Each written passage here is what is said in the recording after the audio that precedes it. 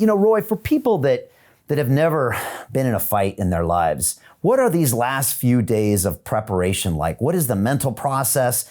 Do you go kind of quiet? Do you go introspective? Or, what is it like these days before a bout? You go a little introspective, but you also go about trying to figure out, or realizing how good life has been, how good God has been to you. You try to appreciate the things that you've accomplished, the things that you've tallied in your life.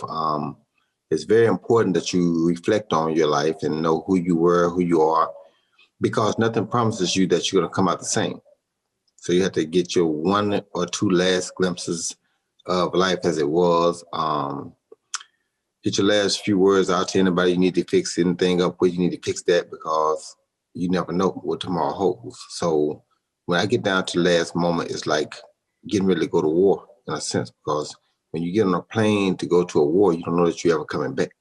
And that's the same way you do in a boxing match. You don't know that you're ever going to be the same. So when you get down to the last few days, you just kind of reflect on your life.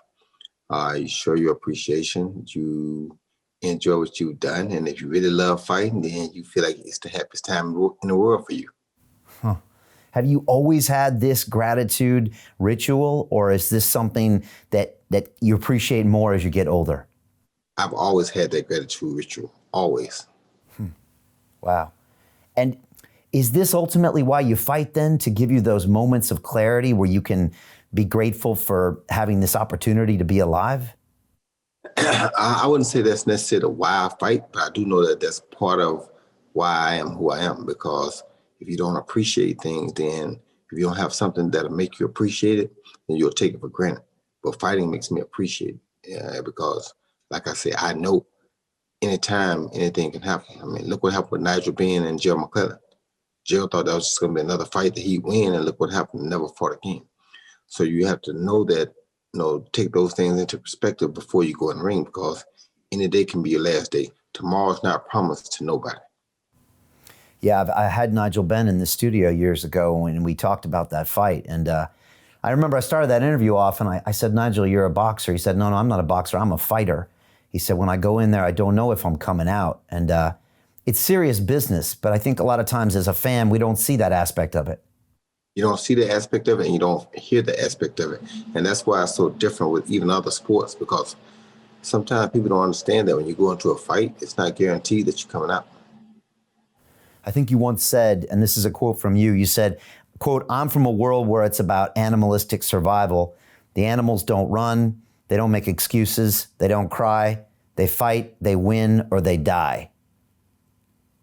Is that mentality you're talking about? That's exactly that mentality I'm talking about. And so many people take that mentality for granted or don't get the fact that this is life, this is what it really is.